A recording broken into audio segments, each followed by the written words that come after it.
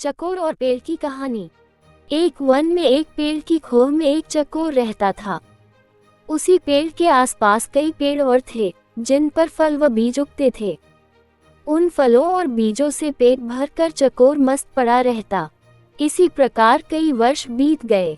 एक दिन उड़ते उड़ते एक और चकोर सांस लेने के लिए उस पेड़ की टहनी पर बैठा। दोनों में बातें हुई।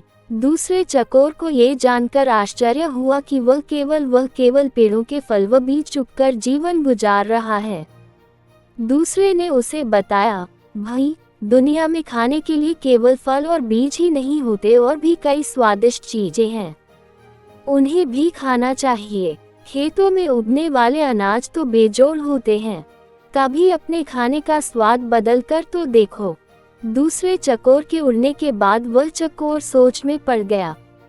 उसने फैसला किया कि कल ही वह दूर नजर आने वाले खेतों की ओर जाएगा और उस अनाज नाम की चीज का स्वाद चख कर देखेगा। दूसरे दिन चकोर उड़कर एक खेत के पास उतरा। खेत में धान की फसल उगी थी। चकोर ने कोम्पलें खाईं, उसे वे स्वादिष्ट लगी। उस दिन के भोजन में उसे इतना आनंद आया कि खाकर तृप्त होकर वहीं आंखें मूंदकर सो गया। इसके बाद भी वह वहीं पड़ा रहा, रोज खाता पीता और सो जाता। 6-7 दिन बाद उसे सुधाई कि घर लौटना चाहिए। इस बीच एक खरगोश घर की तलाश में घूम रहा था। उस इलाके में जमीन के नीचे पानी भरने के कारण उसका बिल नष्ट हो गया था। वह उसी चकोर वाले पेड़ के पास आया और उसे खाली पाकर उसने उस पर अधिकार जमा लिया और वहां रहने लगा। जब चकोर वापस लौटा तो उसने पाया कि उसके घर पर तो किसी और का कब्जा हो गया है। चकोर क्रोधित होकर बोला, ए भाई, तू कौन है और मेरे घर में क्या कर रहा है? खरगोश ने दांत दिखाकर कहा, मैं इस घर का मालिक हूँ। मैं 7 दिन से यहाँ रह रहा हूँ, ये घर मेरा है। चकोर गुस्से से फट पड़ा, 7 दिन? भाई, मैं इस खोह में कई वर्षों से रह रहा हूँ। किसी भी आसपास के पंछी या चौपाई से पूछ लो। खरगोश चकोर की बात काटता हुआ बोला, सीधी सी बात है। मैं यहाँ आया, ये खोह खाली पड़ी थी और मैं यहाँ बस गया। मैं क्यों अब पड़ोसियों से पूछता फिरूं? चकोर गुस्से में बोला, वाह, कोई घर खाली मिले तो इसका यह मतलब हुआ कि उसमें कोई नहीं रहता। मैं आखिरी बार कह रहा हूँ कि शराफत से मेरा घर खाली कर दे वरना। खरगोश ने भी उसे ललकारा, वरना तू क्या कर लेगा? ये घर मेरा है, तुझे जो करना है कर ले। चकोर सहम गया।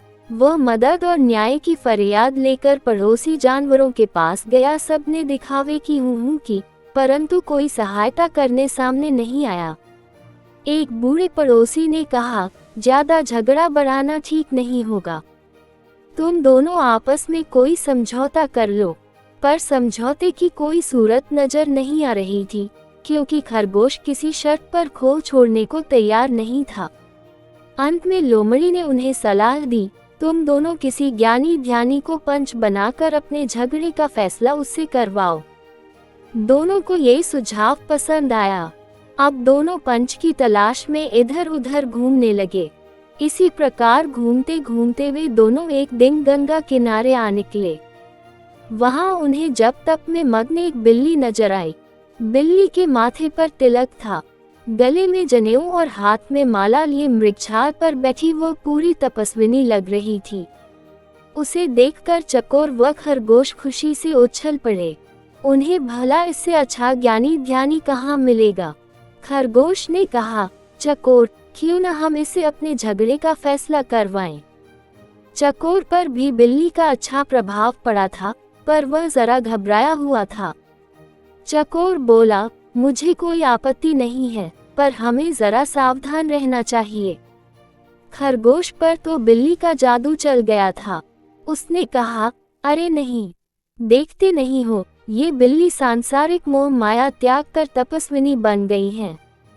सच्चाई तो ये थी कि बिल्ली उन जैसे मूर्ख जीवों को फांसने के लिए ही भक्ति का नाटक कर रही थी। फिर चकोर और खरगोश पर और प्रभाव डालने के लिए वह जोर जोर से मंत्र पढ़ने लगी। खरगोश और चकोर ने उसके निकट आकर हाथ जोड़कर जयकारा लगाया, बिल्ली माता को प्रणाम। बिल्ली ने मुस्कुराते हुए धीरे से अपनी आंखें खोली और आशीर्वाद दिया, आयुष्मान भव। तुम दोनों के चेहरों पर चिंता की लकीरें हैं। क्या कष्ट है तुम्हें बच्चों? चकोर ने विनती की, माता हम दोनों के बीच एक झगड़ा है, हम चाहते हैं कि आप उसका फैसला करें। बिल्ली ने पलकें झपकाईं, हरे राम, तुम्हें झगड़ना नहीं चाहिए, प्रेम और शांति से रहो। उसने उपदेश दिया और बोली, खैर बताओ तुम्हारा झगड़ा क्या है? चकोर ने मामला बताया। खरगोश ने अपनी बात कहने के लिए मुंह खोला ही था कि बिल्ली ने पंजा उठाकर रोका और बोली, बच्चों मैं काफी बूढ़ी हूँ, ठीक से सुनाई नहीं देता, आंखें भी कमजोर हैं असल। तुम दोनों मेरे निकट आकर मेरे कान में जोर से अपनी अपनी बात कहो ताकि मैं झगड़े का कारण जान सकूं और तुम दोनों को न्याय दे सकूं। जय सिया राम। वे दोनों भगतन बिल्ली के बिल्कुल निकट आ गए ताकि उसके कानों में अपनी अपनी बात कह सके। बिल्ली को इसी अवसर की तलाश थी। उसने म्याऊ की आवाज लगाए और एक ही झपटे में खरगोश और चकोर का काम तमाम कर दिया और आराम से उन्हें खाने लगी।